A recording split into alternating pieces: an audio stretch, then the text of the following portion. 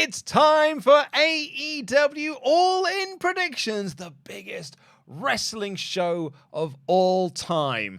Asterix, not in Korea. Yeah, well, we don't count those shows because attendance there appears to have mandatory. been... Yeah, compulsory. And it was free to go. This is the largest live gate. Yeah. Well, I was telling telling me it was on the media call anyway. $10 million gate. X amount of tickets sold. Is it the largest live gate? I thought Mania did that just because they charge higher prices. Maybe it's the highest live ticket sales. In the 18 to 24 demographic in men. England, brackets, Wembley only. Close brackets. 80-odd thousand people this Sunday in for All In, and I am Luke Owen, DAD, and that is Oliver Davis. We're going to go through our predictions for All In. We're going. Yeah, so two of those 80,000 people will be us. I don't know if I'm counted in that because I'm sitting in the media box because I'm doing the post-show scrum afterwards, expecting some muffin action. Uh-oh. From hopefully from my mate John's Bakery. Hopefully CM Punk will discover John's Bakery, Wild Grain in Walthamstow, and they'll get these muffins are so good, I'm going to destroy the company again. Do you think that if he was to get muffins to have as part of his post-show thing, he'd get them from Walthamstow, which is on like the other side of London, or he would get, do a local Wembley-based bakery? Well, I used to do a thing back before Punk went back to wrestling, and I would offer to meet Punk to just go around the local farmers market. I mean, he's in town. He's in town. You expect him and to it's get on Saturday. A little phone call? Yeah, in Lloyd Park. You're going to be a little bit busy on Saturday, though. Oh, no! I can't stand him up because I'm going to Defy and Rev Pro. Yeah, we're going to the Defy show at midday and then going to the Rev Pro show at like 5 o'clock. Oh, my God. He's going to be fuming. You think he'll take it okay? I mean, he's taken everything else okay in the past. He's never taken a slight against him to heart. I have faith that Punk will take it as a mistake and a scheduling thing, and he never did confirm that he'll go to the farmer's market with me. Well, anyway, we are going to go through our all-in predictions, which does include CM Punk. He's taken on Samoa Joe. And if you want to join us in predictions, you want to predict against us, you can do, because we've got this little thing called Wrestle League. Not so little anymore. I think we'll have about 8,000 people signed up to this by the time you're watching this. Huge. It's a league where we run in seasons. Sorry, I was just thinking All In's like the biggest wrestling event of all time. Do you want to put over Wrestle League as like the biggest wrestling prediction system on the internet? Yeah, I can't think of anything that would come close. Yeah. So sure, we run it in seasons, and we typically base it around the WWE Big Four, let's say. So WrestleMania runs through the SummerSlam. That's one season. Then we've got the next pay-per-view after SummerSlam, so All In this case. So we've got All In to Survivor Series. Then we'll have Survivor Series to Royal Rumble, which is about one show. And then we have the Road to WrestleMania season from Rumble to WrestleMania. All In is the first major wrestling event of the new season. So you got to start now. Sign up using the link in the video description below. It's not just against 8,000 of your fellow wrestling fans. We're in there as well. Much in the same way that the 80,000 number All In includes me, you, Pete, Tempest, and friends, Denise. It also includes this here Wrestle League includes us as well. So it's a very exciting test, and I'm looking to have a better season than I had last season, which was quite rubbish. It's not just about the bragging rights either. No, hate those WWE shows. There's something on the line, and that something on the line is money. It is. There are Amazon gift vouchers to be won if you do win an overall season. $250 for the first prize. I think it's $100 for second place and $50 for third place. Yeah. That's a lot of dollars. Big dollar. Big dollars. So, yeah, it's just a little bit of fun. Keep up over the course of the season. This is going to be a packed season, so it's All In, it's Payback, it's All Out, it's Fastlane, it's the Saudi show that'll happen in November. Full Gear? Did you say Full Gear? Probably Full Gear as well. You're right. And then Survival. And then Survivor Series. And NXT shows like Heatwave was last week. that was a TV one as well. So an actual. There is one coming up actually. So that'll be in there too. Yeah. All of those count towards this season. You got to sign up to the mailing list because you don't want to miss one. If you miss one, you're done. Oh yeah. It's bad. It's hard to come back from. That's what killed me last season and my bad predictions. But yeah, let's get into our all-in predictions, Oliver Davis. You're going to be doing your Wrestle League ones live along with us. Wrestle League right here that I'm gonna. The other thing is you get to pick a joker. So a joker one means you double your points, and if it's on a title match, that means you double 2 points to 4. 4 points. Well, we're going to kick things off with a title match. It's on the pre-show. It's our only match on the pre-show as far as we know, and it's Aussie Open versus Better Than You Baby, MJF and Adam Cole for the Ring of Honor World Tag Team Championships. So we haven't spoken about any of our predictions coming into this. No. So I don't know what your thoughts are. I'm going to go with my heart, and I'm going to say MJF and Adam Cole become the new Ring of Honor Tag Team Champions. Wow. So by the end of the night, it's like, well, how will they turn? And then if a turn does happen, I feel like Adam Cole was the one. It's more likely to turn on MJF. And then Adam Cole, Roderick Strong, the Kingdom, they've got the ROH tag titles in their little unit, and the AEW one as well. Can create a faction out of nothing there. And Taven is awesome. Taven and Bennett are really, really good. So yeah, I'm going to go Adam Cole and MJF, but that is an insane choice. I'm going with Aussie Open here because I think they're going to do an injury angle in this where either one of MJF or Cole gets hurt, tweaks the foot or something. Max has been doing a lot in his matches, sort of like over the last few months or so, this whole thing about like his knee. So maybe they'll do something around the knee, and that's then going to play into the main event. But you are going to have Aussie Open pick up the win in the opener. So you want to see the two guys in the main event get beaten at the start of the show? Yeah, I suppose in a way I do. Yeah. It's bad booking on paper. Uh-huh. But also, this is the pre-show, the buy-in, to use AEW terminology. What better way to make you buy the pay-per-view than, oh my God, they just won the tag team titles? I can't deny it. I cannot deny it. Up next, the other tag team title match that we've got here is arguably like the second biggest match on this show, or the one that's sort of pushing as such. It's FTR defending the titles against the Young Bucks, the third part in this incredible trilogy of matches over the last 3 years. It will be because I had the first one in 2020, second one in 2021, and then this one here because they didn't want to have one at all last year. I am so excited for this match because I think this is going to be more like their first match, which I think was better than the second match. FTR bloody love a trilogy of matches. Yeah, DIY. Yeah. Obviously, the Briscoes. The Briscoes, yeah. They're like Lucasfilm. Yeah, I think that they're going to go all out, all in, if you will, on this match. I'm really, really excited for it. And I have got FTR to retain the belt and cement their legacy as the greatest tag team of all time. I agree. I'm going FTR, but it's, I don't know. This could go either way. Really good. I actually think all three of the big title matches, this one, the women's and the men's, I really do have question marks over them because the Bucks have just re-signed, so I could see them putting the belts back onto the Bucks. Plus, as well, like if the rumors, sort of like I say rumors or reports, you kind of get the vibe from TV that we're moving into an Elite versus Bullet Club Gold feud. Do you want to have the tag belts on there, and then you can have the Bucks feuding with the Guns or Juice and Jay before you do Kenny and Jay? So yeah, I could see them putting them on the Bucks, but I'm sticking with FTR. A lot of possibilities.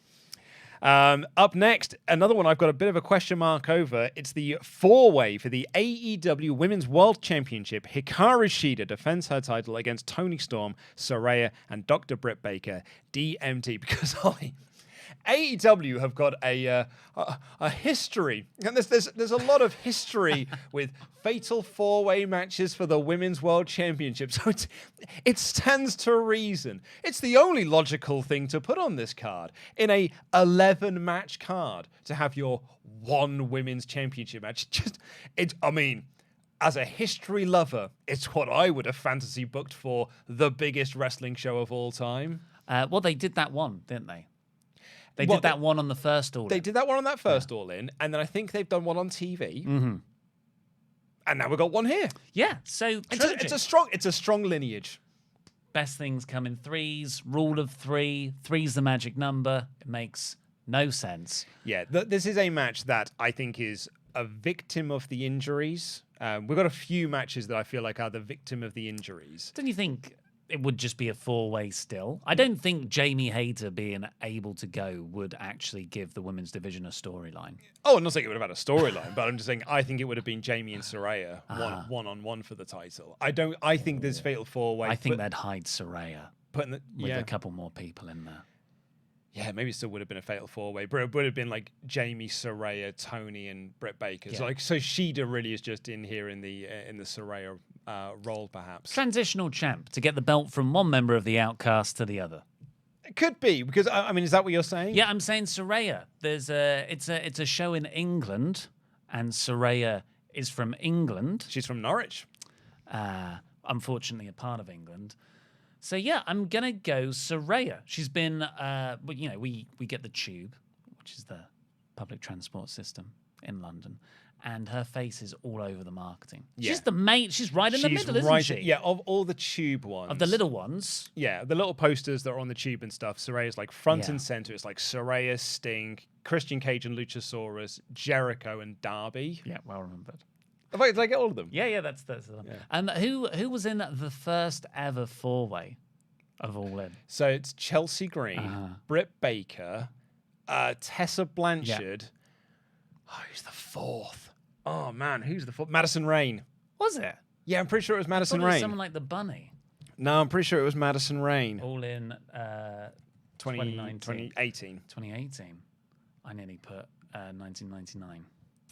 So are we having a race to see who can find this first? I've stopped looking. Yeah, you were right. Madison Rayne, Chelsea Green, Britt Baker, Tessa Blanchard. Yeah, go me. You are the new Survival Series champion. So good at Survival Series, me. I've actually gone for Shida to retain here. I feel like they did this whole big thing about her holding on to the title or never getting to defend the title in front of fans. So I wonder if they're going to give you a nice big celebration moment here. But again, that's why I had the big question mark over this of I could really see Saraya winning the belts here in England. I don't think it's going to be Storm or Baker. I don't see it being either of those two. I wonder if you do Saraya wins the belt and then you have Jamie Hayter just come down to the ring so the crowd can at least do the song and like chant, and then you have the face-off between Hayter and Saraya. Hayter's not medically cleared yet. She's not ready, but it's just to let you know this match is, and it'll probably be the Full Gear match. Yeah, that sounds good. Yeah, maybe I could see them doing that. I might actually change my Wrestle League predictions because I've gone Shida, but I've just talked myself into picking Saraya. Are you going Saraya I'm as well? I'm going to change into Saraya. I'm going to change it to Saraya. Do you know what? I've opened up my laptop now, so I can do it now. Well, the thing about Wrestle League is that the predictions, you can't edit your predictions after the show's started. Yeah. And you will know if Shida is retaining or losing the title by her facial expression when she walks in. So you should know before the match gets underway, at least. Yeah. Up next, it is a double coffin match in a TBA to the card, a card subject to change match. Darby Allin and Sting versus Swerve Strickland and Christian Cage, who replaced AR Fox on this week's Dynamite. They had a really good mid-card feud going on here. And now it is no longer that. They've put a Sting and Christian Cage in this, when really, this is Darby and Nick Wayne's feud against AR Fox and Swerve Strickland. I was really disappointed and frustrated with the Dynamite go-home angle that set this up. We will have talked about this on yesterday's Dynamite show, which we have not recorded yet because we'll be going live with that in the next sort of half an hour or so. I think it's because AR Fox has got visa issues. and cannot get across. Like SRS noted on the his Fightful post show that he hasn't wrestled in the UK for like 16 years. And so he thinks it might be a visa thing that's keeping AR Fox from coming across. Well, don't kick him out. Well, that I was going to say, that doesn't, forgive the angle because it wasn't very well done, but it might be why. And this, Tony Khan talked about this on the media call, seeing that some matches are going to have to change, not because of injury, not because of disagreements, but because of things from out of our control. Who CM Punk won't let in the building. Yeah.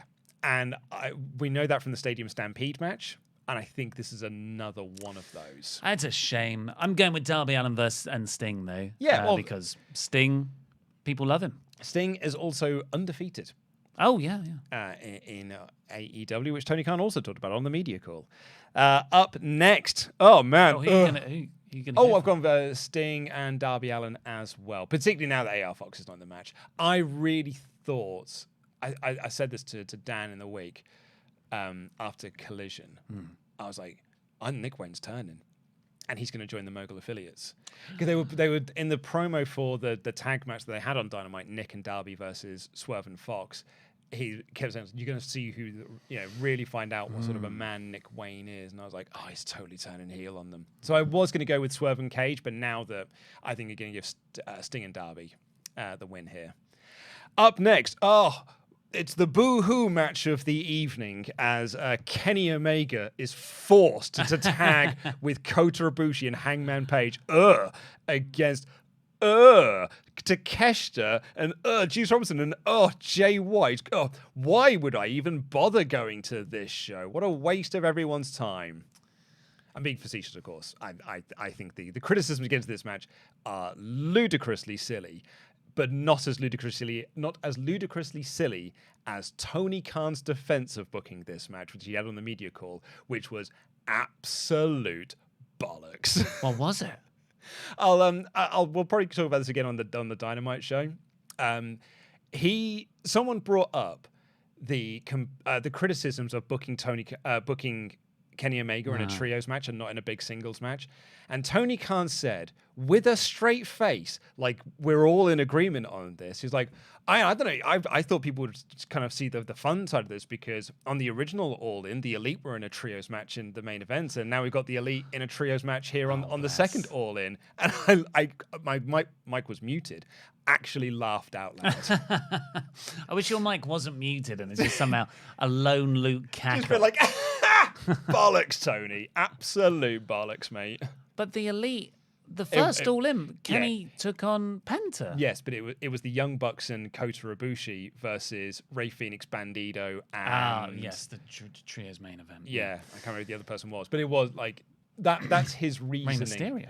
I said Ray. It was Ray Bandito, and I can't remember who the other one was. But yeah, that was his reasoning for Kenny being in this trios match.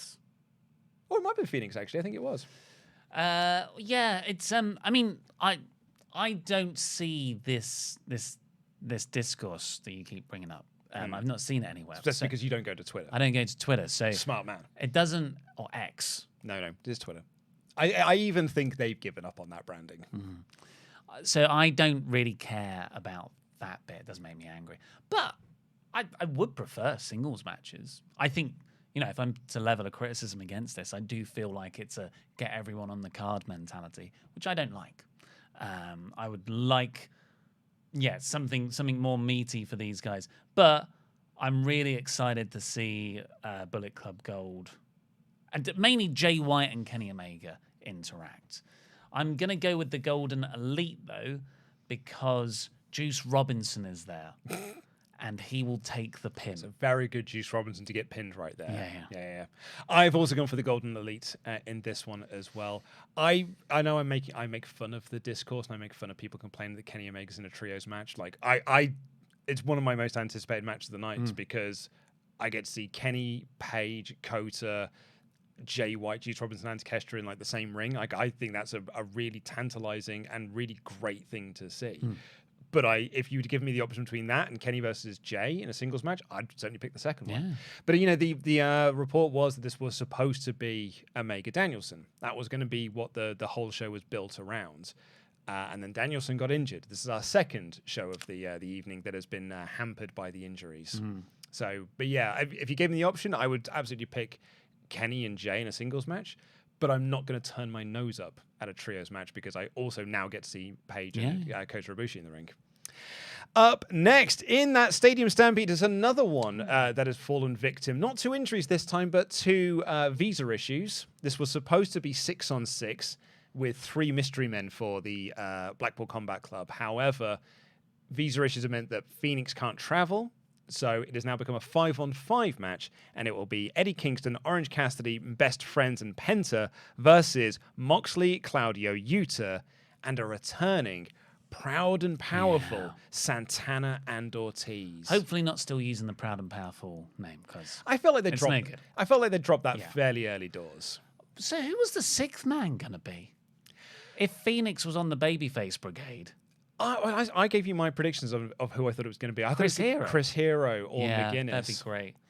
Maybe it was going to be McGuinness, because like McGuinness has been flying the flag for the Combat Club and stuff. You know, there was reports that he was looking to wrestle, but maybe that's another one of those. In the end, they couldn't get McGuinness cleared. I'm really looking forward to this. I think of the multi-man matches, this is the one I'm most excited for. Mostly because I just hope Eddie comes and finds me in the crowd and just covers me in blood and just starts chopping me.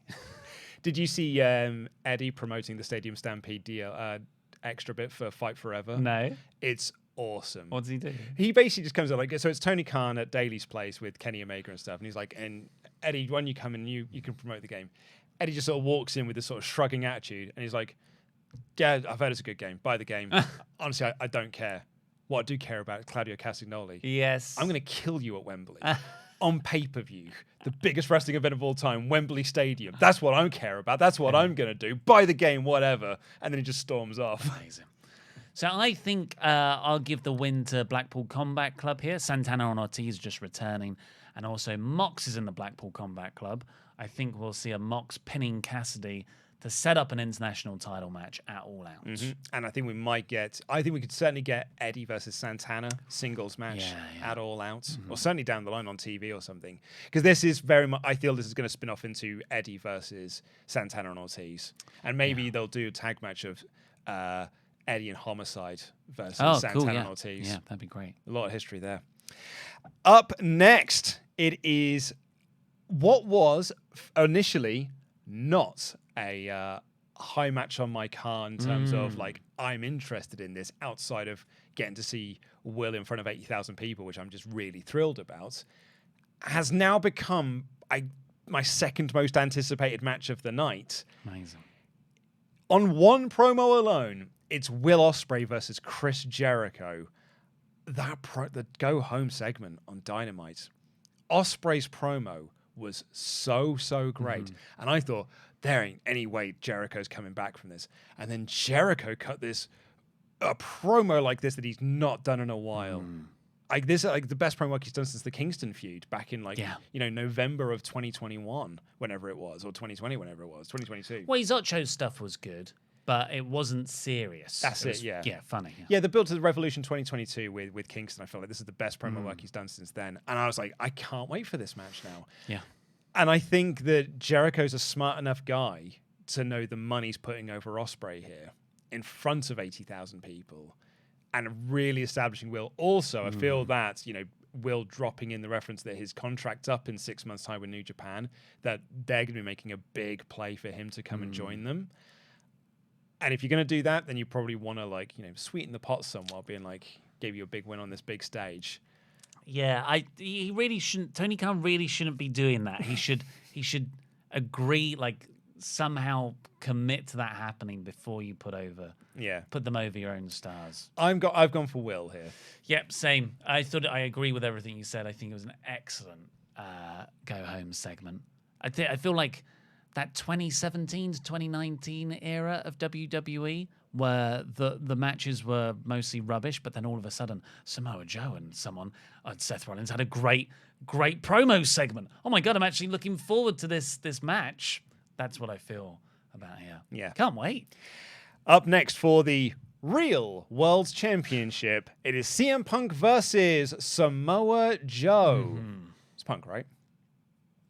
So this is the one I'm going to put my championship on, Your Joker my pick Joker. on. Yeah. Even though really we shouldn't be recognizing this as a championship match. No. Me and Dan Layton discussed our annoyance that AEW had match graphics with the championship belt. It's like, no. The promotion cannot officially recognize this in any way. Yeah. In the defense, perhaps, and I'm not saying this is good defense, it is in quotation marks. Real World Championship is all in quotation marks. But then they'll have a little belt graphic when it comes up. Yeah, and I think that's where the problem with it lies. I think Punk is retaining here, but Joe also did lose out to Punk in the Owen Hart tournament, and I really thought they might be telling, the whole point was that Punk's never been able to beat Joe, and then you've just eked out this victory in the Owen Hart. It might be good for Joe to get a win here, but I do think that this is here for Punk to get a win over Joe. I think it's a bit of a waste, unfortunately. I think you really should have had Joe beat Punk at the Owen Hart Cup. So you extend out that decades-long storyline to Punk versus Joe. Can Punk finally beat Joe? Yeah. Great story. Particularly as well, it would have given Joe so much ammunition and stuff. Because Punk's whole promo after the Owen Hart tournament was like, no one's ever pinned me for this. And Joe came out, I pinned you. And also, why isn't it this also for the ROH TV title? Well, that belt doesn't matter. It makes it look so bad. They're fighting over a pretend championship belt. Why wouldn't Joe, Punk, go, all right, you want to go for this? Put that on the line as well. Joe called out Punk. Well, in fairness to Punk, Punk thinks it's real. Yeah, but he could have more championship belts. There's no story going into this that is compelling. It's a real waste. Which is a real shame as well, because the build around early doors of Collision was all around Punk and Joe, and then they moved it into Punk and Starks. Yeah, and then they blew it off at the Owen Hart, and then they moved it into Punk and Starks, and now sort of moved it back to Punk and Joe. It's a shame that this doesn't feel as big as it should do. Yeah. Because at the start of Collision, when they were doing all the Joe and Punk stuff, that's the stuff I was most into. And I was really excited for their Owen Hart tournament match. And all of a sudden, I'm not as into this as I was. Same. Up next for the World Trios Championship, announced on Dynamite, it's the House of Black defending the belt against the Acclaimed and badass Billy Gunn. I just assumed that was a WWE trademark. Yeah. Okay. Oh, well, yeah, maybe it was. Because he wasn't Billy Gunn in TNA, was he? No, Kip James. It was Kip James. I don't know where he's now allowed to be called Billy Gunn all of a sudden. Or if it's, badass. Maybe it's Mr. Ass was the trademark name. So this was a late edition. Fun. I wouldn't put it on a pay-per-view card that's got so many matches already. So I kind of resent it. But this has been a long-term story. The trios belts only seem to be treated properly when they're on the Elite. So I don't know. Billy Gunn winning would be a nice pop. But if he's going to retire and this is his last match, he wouldn't win. I'm going to say House of Black, but I don't know and I don't care. Me and Tempest talked about this earlier, and we thought there might be Billy Gunn and the Acclaimed. Give them that moment. The storyline almost feels like that's where we're heading, is to the Acclaimed and Gunn winning the titles. But yeah, I suppose if this is supposed to be a retirement match and you just his final thing gets to be in front of 80,000 fans and everything, then maybe the House of Black retain. I also wonder as well, if you're going to move, because they had the whole thing with LFI, Rush's group, because Andrade was feuding with the House of Black, that maybe you can move that into a trios program, so you can do Rush, Andrade, and Preston Vance going up against them for the belts.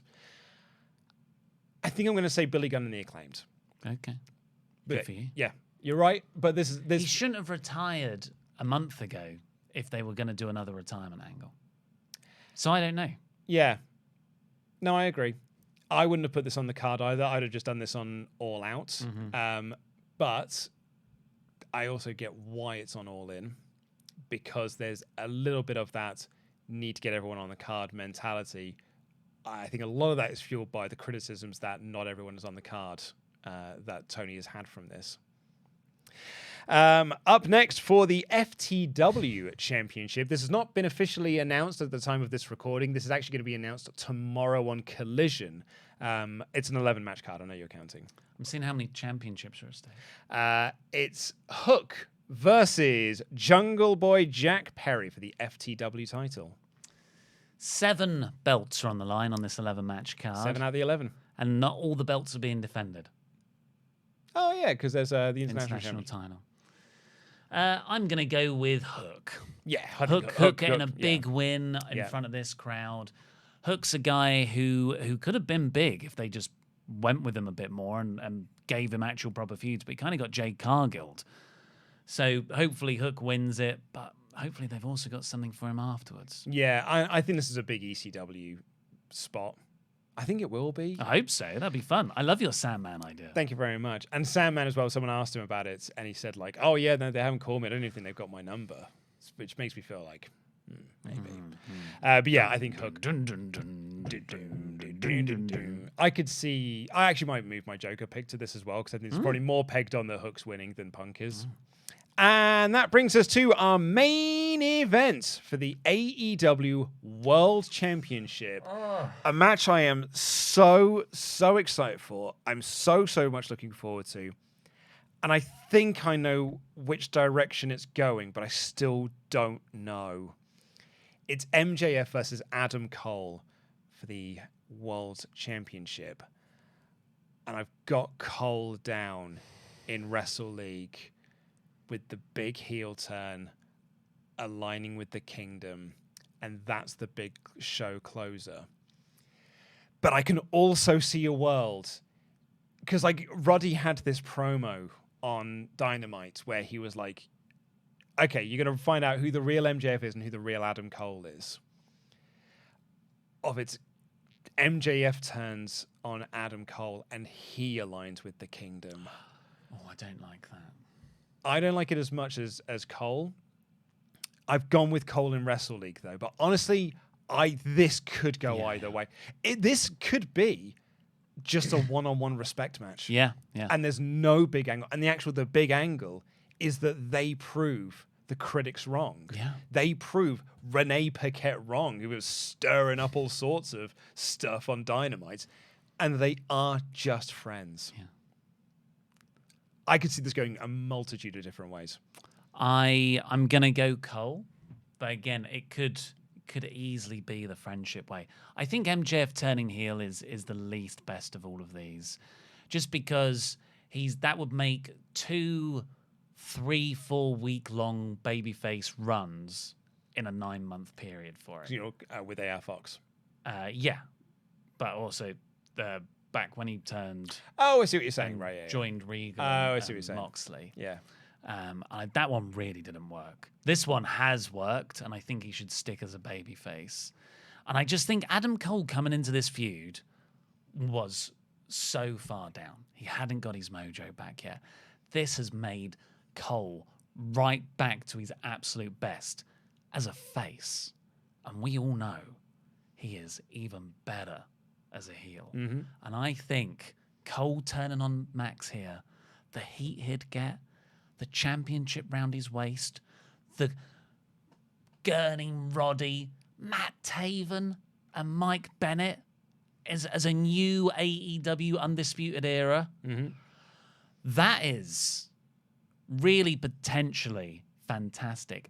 And then Max going on the chase, and Adam Cole's like, well, you've got to defeat every single one of my guys like you've done to everybody else. Very good. A babyface chasing Max, I think there's so many possibilities there. But they consistently do things that I have no idea about, and it works so well. So I am willing to experience whatever they've got in store. I'm sure it's amazing. I can't wait. But I'm going Cole as well. I couldn't put my Joker pick on this, even though I'm so sure on Cole. I couldn't, because I think it really could go either way. But there you go. I'm clicking submit. There it is, everyone. That is our predictions for this episode of the WrestleTalk Podcast and All In. So please do get your comments in down below. Let us know what your predictions are for All In. Do you agree with Ollie? Do you agree with me? What are your thoughts on the whole thing? And if this is your first time here, please do press the subscribe button and give us a thumbs up as well. Click that link in the video description down below and join Wrestle League. Nearly 8,000 people have joined Wrestle League, and it is a great fun time. And we will see you on. So, the updated, tomorrow there's going to be the SmackDown review. Yeah. And then on Monday, we are going to be having our All In review. All In review. Yeah. Myself, me and you. Yeah. We're going to sit on this desk and we're going to review All In from a live experience. We'll have no idea what commentary said. Yeah. Which is, as a first for us. So that'd be quite fun. And yeah, we'll be able to just review All In.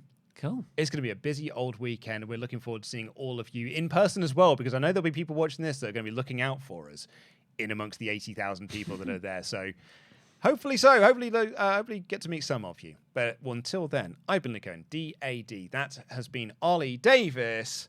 Jam that jam.